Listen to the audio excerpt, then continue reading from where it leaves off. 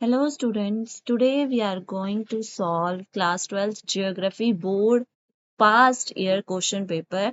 आप जब भी बोर्ड के एग्जाम्स देने वाले होते हैं उससे पहले पास्ट ईयर क्वेश्चन पेपर जरूर अटेम्प्ट करा करो, बिकॉज इससे आपको आइडिया लगता है कि क्वेश्चन पेपर को अटेम्प्ट कैसे करना है और किस तरह के क्वेश्चंस आते हैं। ऑलरेडी हम लोग एक क्वेश्चन पेपर अटेम्प्ट कर चुके हैं, जिन्होंने वो नहीं देखा है आप प्लीज पहले वो वाला क्वेश्चन पेपर देख लीजिए, उसमें बहुत सारे इंपॉर्टेंट क्वेश्चन थे। एंड आज हम लोग अब इससे स्टार्ट करते हैं। ये आपका 70 मार्क्स का पेपर होता है एंड 30 मार्क्स का आपको पता ही है आपका वाइवा एंड बाकी चीजें होती हैं। अब हम लोग स्टार्ट करते हैं सेक्शन ए से। तो सेक्शन ए जिसमें 17 मल्टीपल चॉइस क्वेश्चंस हैं, ठीक है, और जो क्वेश्चंस हैं वो सारे के सारे कंपलसरी हैं। So let's start. First question is transport activities come under which one of the following sector. ऐसी कौन सी सेक्टर है जिसमें ट्रांसपोर्ट एक्टिविटीज आती हैं? प्राइमरी, सेकेंडरी, टर्सरी और क्वाटरनरी। आपको पता ही है प्राइमरी सेकेंडरी किस चीज के काम आता है एंड टर्सरी सेक्टर किस चीज के लिए होता है। तो टर्सरी सेक्टर जो है वो होता है for transport activities. Second question is which among the following is an agro based industry. जब हम लोगों ने इस चैप्टर को पढ़ा था तब हमने ये वाला क्वेश्चन करा था। ऐसे एग्रो बेस्ड इंडस्ट्री जो होती है उसका रॉ मटेरियल प्लांट बेस्ड होता है, तो इसमें से कौन सा प्लांट बेस्ड रॉ मटेरियल है? वुलन टेक्सटाइल, लेदर, सीमेंट या jute. Answer is very simple, that is jute. Next question, which of the following is a quaternary activity. Quaternary activity कौन सी है? ठीक है, कौन सा इसमें से ऐसी एक्टिविटी है जो क्वाटरनरी में आती है? Catching fish, iron melting, software developing और basket making. So answer is software developing. Catching fish is a primary activity, making is a secondary activity. Okay, तो आप ऐसे इसको, अगर आपको नहीं भी आता है तो आप एलिमिनेट करके आंसर्स निकाल सकते हैं, ठीक है, इससे भी आपका आंसर निकालना बहुत ज्यादा इजी हो जाता है। Next, which of the following industry produce raw material for other industries. इनमें से ऐसी कौन सी इंडस्ट्री है जो रॉ मटेरियल्स दूसरी इंडस्ट्रीज के लिए बनाती है? So very very easy. अगर आपको एक बार में क्वेश्चन समझ ना आए तो कोशिश करें कि 2 बार क्वेश्चन पढ़े, क्योंकि ये जो बोर्ड का एग्जाम है ये एक ही बार होना है। It is your final board exam. तो आंसर आप सोच समझ के टिक करो, कोई जल्दबाजी नहीं है। 2 बार पढ़ो, 3 बार पढ़ो। मैं तो कहती हूँ अगर इंग्लिश में समझ नहीं आता तो एक बार हिंदी में पढ़ के देखो, but read again and again. So which of the following industries produce raw material for other industry. ऐसी इंडस्ट्री जो रॉ मटेरियल प्रोड्यूस कर रही है दूसरी इंडस्ट्री के लिए। तो ये इंडस्ट्री कौन सी होती है? स्मॉल स्केल इंडस्ट्री, बेसिक और की industry, house hold industry, joint sector industry. So it is basic और की इंडस्ट्री जिस आर टर्सरी एक्टिविटी। अभी ऐसा ही मिलता जुलता क्वेश्चन आपने ऊपर भी पढ़ा था, तो very easy answer, this is trading. Which of the following is not a cause of noise pollution. इसमें से कौन सा नॉइज पॉल्यूशन का कॉज नहीं है? बच्चों वाला क्वेश्चन है। एयरक्राफ्ट, ऑटोमोबाइल, इंडस्ट्री या बाइसिकल। तो बाइसिकल से किसी भी तरह का नॉइज पॉल्यूशन नहीं होता है। Which one of the following is a major polluting industry. इनमें से सबसे ज्यादा पॉल्यूटिंग इंडस्ट्री कौन सी है? Food processing industry, cottage industry, chemical industry या फुटलूज इंडस्ट्री। तो आपको पता ही है सबसे ज्यादा जो पॉल्यूशन होता है वो केमिकल से होता है, तो of course chemical industry are the major source of pollution. Okay, next question, which of the following feature is not true regarding NHAI। तो सबसे पहले आपको पता होना चाहिए कि NHAI क्या होता है। NHAI एक वो ऑर्गेनाइजेशन है जो हमारे नेशनल हाईवेज का ध्यान रखती है, ठीक है, national highway authority of India. तो इसके बारे में कौन सी स्टेटमेंट सही नहीं है?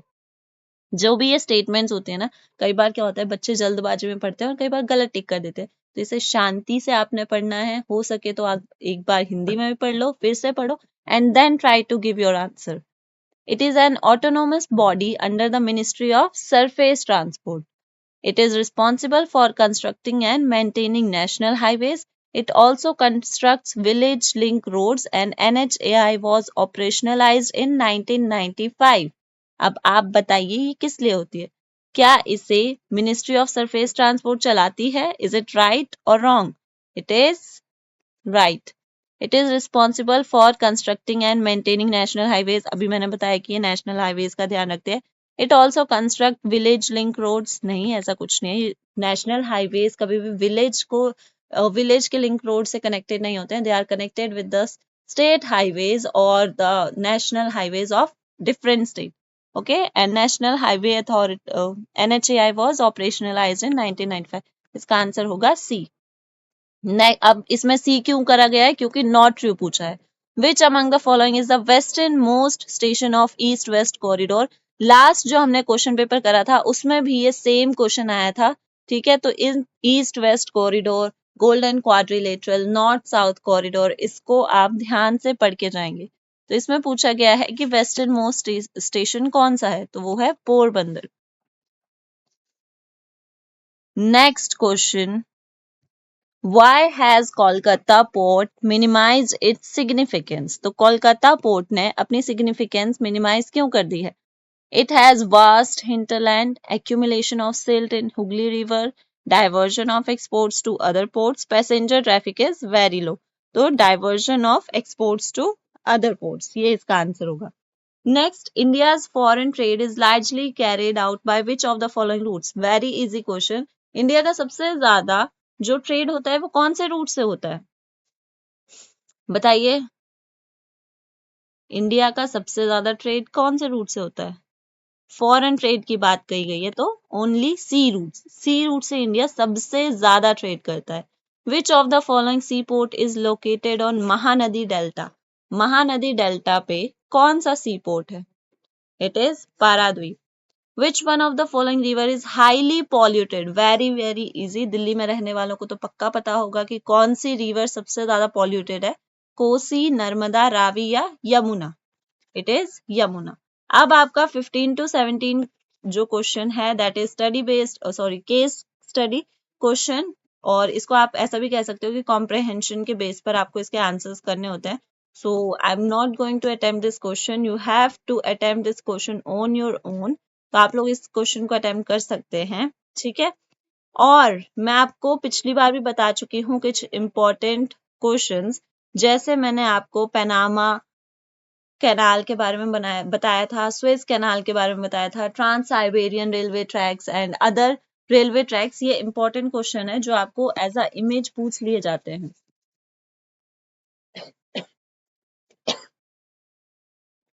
अब आगे मूव ऑन करते हैं.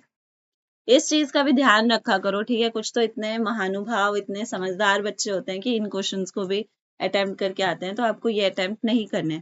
These are for visually impaired candidate.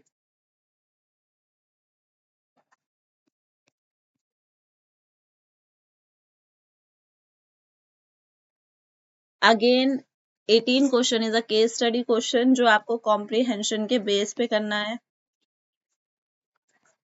Now we'll move to section C. Section C में 20 से 23 क्वेश्चन है.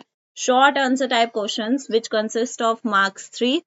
First question, explain the main characteristics of new determinism. अभी तक आपने ये चीज नोटिस करा होगा, जिन्होंने लास्ट क्वेश्चन पेपर भी अटेम्प्ट करा था उन्होंने ये चीज देखी होगी कि चैप्टर 1 से ये वाला डिटर्मिनिज्म वाला क्वेश्चन जरूर आ रहा है. तो आप इसको मार्क कर लो. ये तीनों जो टॉपिक्स हैं, पॉसिबिलिज्म, डिटर्मिनिज्म, ये आप जरूर पढ़ के जाएं, क्योंकि बहुत ज्यादा चांसेस है कि इन तीनों में से कुछ एक तो वो पूछेगा ही पूछेगा बोर्ड में. ठीक है, so main characteristics of new determinism पूछा गया है. I am writing it's answer for you.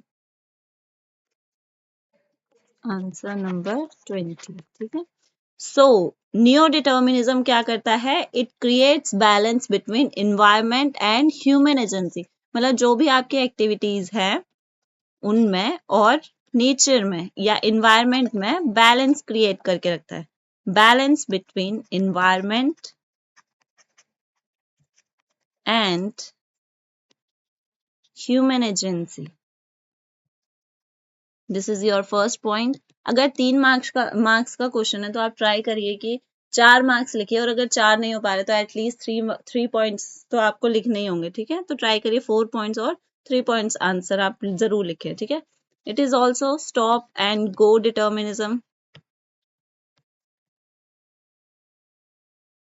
और ये हमें क्या बताता है? Importance of environmental signals. ठीक है, कि इन्वायरमेंट में क्या क्या चीज, environmental signals are very important signals जिसके अकॉर्डिंग किसी भी ह्यूमन बीइंग को काम करना चाहिए. तो यही वो डिटर्मिनिज्म है जो हमें इन्वायरमेंटल सिग्नल्स के बारे में बताता है कि कब हमें कितना ज्यादा एक्सप्लॉइट कर, मतलब किस लेवल पे हमें एक्सप्लॉइटेशन बंद कर देना चाहिए, वो सब चीजें हमें इसमें बताई गई हैं, ठीक है।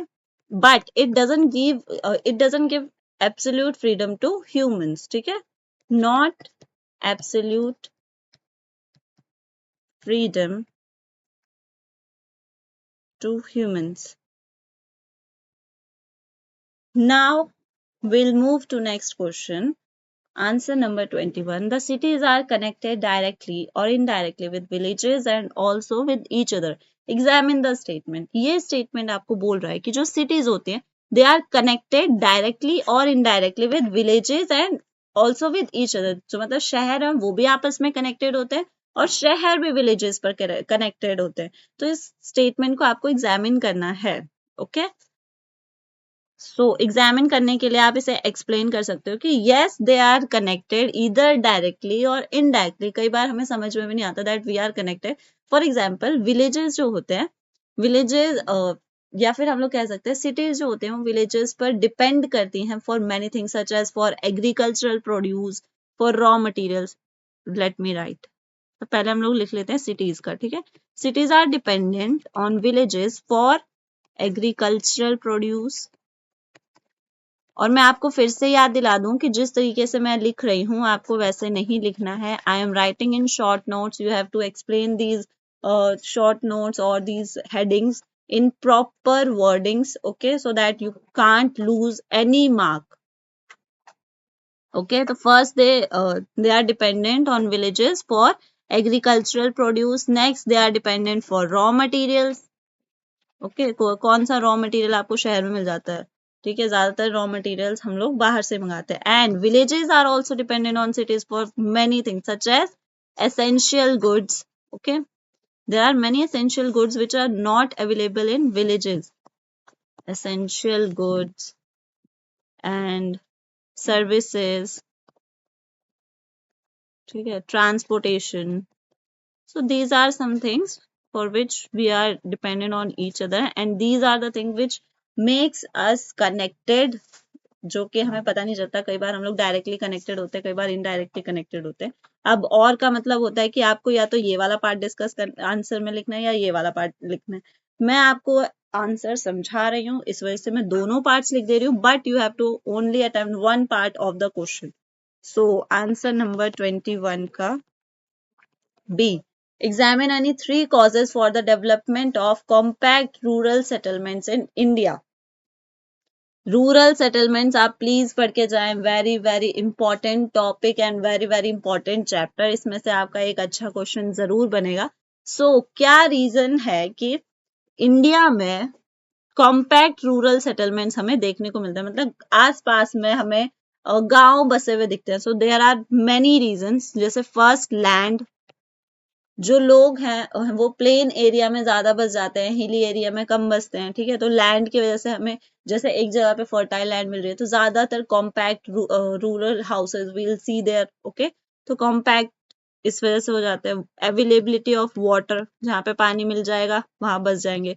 टोपोग्राफी, जहाँ पे अच्छा क्लाइमेट है, सब कुछ अच्छा है, वहां पे बस जाएंगे. रिलीजन, ये सारे सब पॉइंट्स हैं, ठीक है. You have to explain these headings. Religion हो गया, ठीक है. रिलीजन की वजह से बहुत सारे जो गांव हैं वो एक जगह पे बस जाते हैं and they form a compact rural settlement. Okay, religion हो गया और सोशल ऑर्गेनाइजेशन हो गया. So these are the reason for the formation of rural settlements, ठीक है. तो आपको यहाँ तक समझ आ गया होगा. Now will move on answer number 22.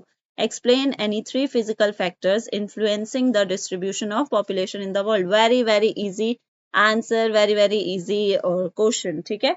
तो क्या इसमें पूछा गया है कि फिजिकल फैक्टर्स कौन कौन से हैं जो डिस्ट्रीब्यूशन ऑफ पॉपुलेशन को अफेक्ट करें. पहला क्लाइमेट, की किसी भी जगह का क्लाइमेट कैसा है. जाहिर सी बात है आप एक प्लीजेंट क्लाइमेट में ही बसना चाहेंगे. ऐसा तो नहीं है कि आप पहाड़ों हिमालय की चोटी पे जाके रहने लग जाओगे जहाँ पे ना आपको किसी तरह की फैसिलिटीज मिलेगी, और ऐसा भी नहीं है कि आप थार डेजर्ट में बस जाओगे, वहां पे भी कोई फैसिलिटीज नहीं है. तो आप ऐसी जगह पे बसना चाहोगे जहाँ पे आपको प्लीजेंट क्लाइमेट मिले, जहाँ पे आपकी बॉडी इजीली सर्वाइव कर सके, अडेप्ट कर सके, ठीक है. Next, soil fertility.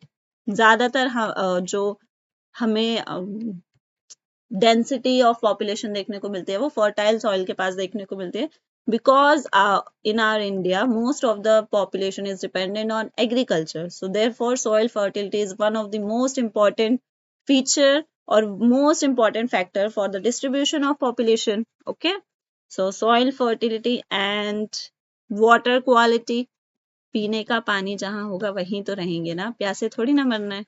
ठीक है, और we can say vegetation. So these are the important physical factors. Now we'll move on part B. So part B क्या कहता है? Explain any 3 push factors affecting migration. ये एक डायरेक्ट क्वेश्चन है कि पुश फैक्टर क्या है, ऐसे कौन से फैक्टर्स हैं जिसकी वजह से आप एक जगह को छोड़ के जाते हो. हमने पिछले क्वेश्चन पेपर में भी पढ़ा था कि पुश फैक्टर क्या होता है, मतलब आपको कोई एक जगह से धक्का दे रहा है तो आप एक जगह को क्यों छोड़ के जाओगे. अनप्लीजेंट क्लाइमेट होगा, पॉलिटिकल इंस्टेबिलिटी होगी, ऐसे आपको 3-4 पॉइंट्स एक्सप्लेन करना है. ऑलरेडी मैं ये क्वेश्चन बहुत बार चैप्टर में बता चुकी हूँ, so I am not going to explain this question at this point. ठीक है, तो आप लोग इसका आंसर खुद लिखोगे, और फिर भी अगर आपको नहीं आएगा then you can ask me in comment box. So now we'll move on answer number 23. Explain any 3 activities proposed under जल क्रांति अभियान. तो जल क्रांति अभियान के तहत कौन कौन सी 3 एक्टिविटीज प्रपोज की गई है. First is rain water harvesting. Rain water harvesting होती है बारिश के पानी को बचाना. ठीक है, there are many questions which are repeated in board exam, that's why I'm making this series of PYQs, ताकि आपको समझ आए कि कौन कौन से क्वेश्चन रिपीट हो रहे हैं. तो अगर आप रेन वाटर हार्वेस्टिंग पढ़ रहे हो तो ये क्वेश्चन रिपीट हो रहा है. ठीक है, पिछले क्वेश्चन पेपर में भी हमने ये अटेम्प्ट करा था, सो इसको इम्पोर्टेंट मार्क कर लो. Rain water harvesting. Second,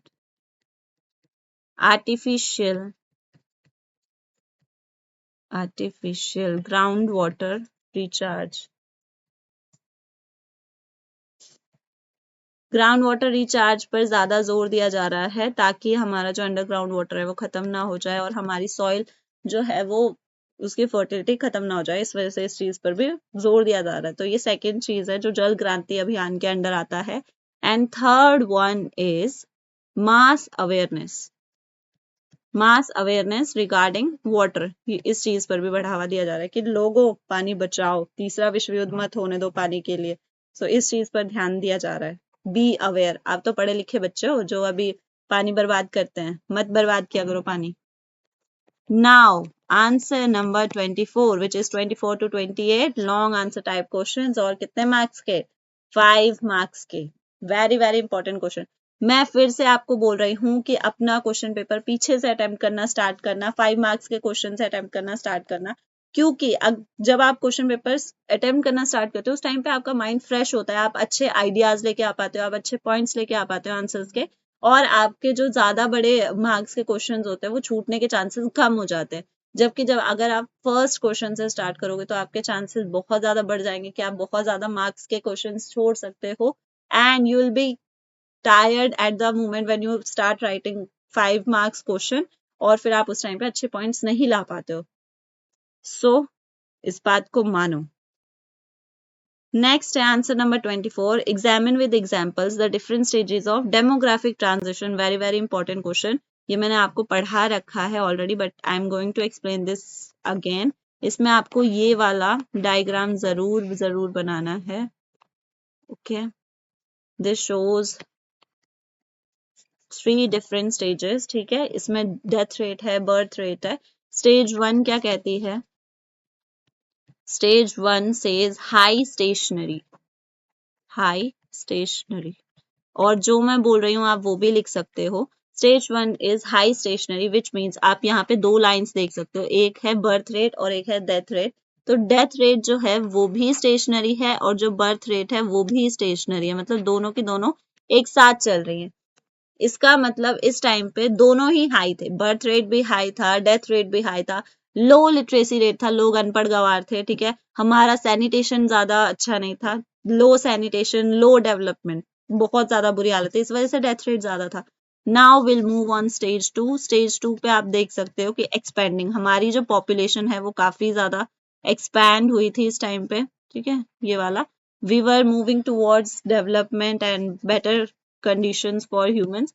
and stage 3 low stationary, इसे हम लोग कहते हैं low stationary stage. Low stationary stage क्या होती है, इसमें लो डेथ रेट हो गया था, लो बर्थ रेट हो गया था, हम लोग डेवलप्ड हो गए थे, हाई लिटरेसी रेट था, ठीक है, फैमिली प्लानिंग पे जोर दिया था। तो ये सब चीजें हमें थर्ड स्टेज पर देखने को मिलती। अब इसमें आपको क्या करना है, आप ये वाला डायग्राम जरूर बनाएंगे। अगर इस डायग्राम को नहीं बनाओगे तो मार्क्स कट जाएंगे। Stage 1, stage 2, stage 3 properly explain करेंगे point wise. Now we'll move to answer number 25. Explain any 5 features of plantation agriculture. Plantation agriculture के 5 features क्या होते हैं? First one is monoculture. Monoculture का मतलब होता है कि सिर्फ एक ही क्रॉप उगाई जाती है इसमें। आप बड़े से लैंड में सिर्फ एक ही क्रॉप उगाओगे। सेकेंड थिंग, कैपिटल इंटेंसिव, मतलब बहुत ज्यादा पैसे लगते हैं इसमें। It is not a cheap crop, it is capital intensive. Third one is labour intensive, इसमें लेबर भी काफी ज्यादा लगती है। Fourth one is commercial crop, it is commercial, मतलब ये किसान जो होते हैं, जो फार्मर्स हैं, इसे अपने यूज के लिए नहीं उगाते हैं बट सेल के लिए उगाते हैं, ठीक है, इसको वो उगाने के बाद उसका सेल करते हैं। And it needs well developed well developed transportation and communication, ठीक है। अगर आप एक ऐसी फसल उगा रहे हो जिसे आप बेचना चाहते हो, so you will definitely need a good transportation and communication system. Okay, now let's move to answer number 26. Most of the metallic minerals in India occur in peninsular plateau region in old crystalline rocks. तो इसमें बोला गया है कि ज्यादातर जो metallic minerals हैं India में वो हमें पेनिनसुलर प्लेट्यू में देखने को मिलते हैं। एग्जामिन द स्टेटमेंट, तो ये चीज सही है, इसके बहुत सारे रीजंस हैं, ठीक है। सो आप इसको स्टार्ट यहीं से करेंगे with this statement only, and फिर आप लगाओगे because primarily due to the presence of ancient hard crystalline rocks formed through geological process over millions of years, क्योंकि बहुत सालों तक, मिलियन ऑफ ईयर्स तक जियोलॉजिकल प्रोसेस चलने के कारण यहाँ पे हार्ड क्रिस्टलाइन रॉक्स बनी थी, ठीक है। ऑलमोस्ट ये यहाँ पे लिखा हुआ है, आप जो भी मैंने स्टेटमेंट बोली है आप उस स्टेटमेंट को लिख लोगे।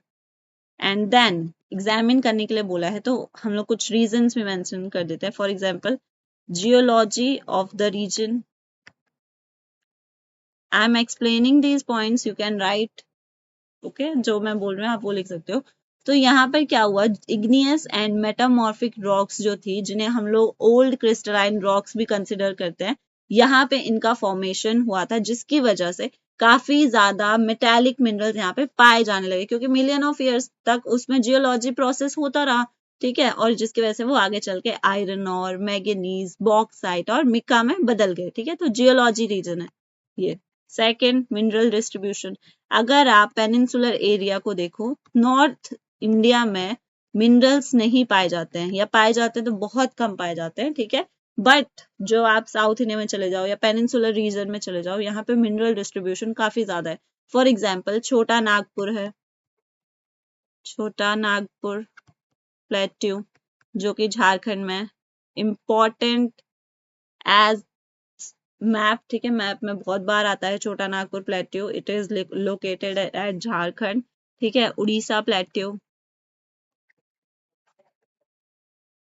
And some parts of Karnataka and Tamil Nadu, यहाँ पे काफी ज्यादा मिनरल्स है, तो मिनरल डिस्ट्रीब्यूशन हमें यहाँ पे देखने को मिलता है, ओके। और आप थर्ड पॉइंट में कंपैरिजन विद अदर रीजन्स लिख सकते हो।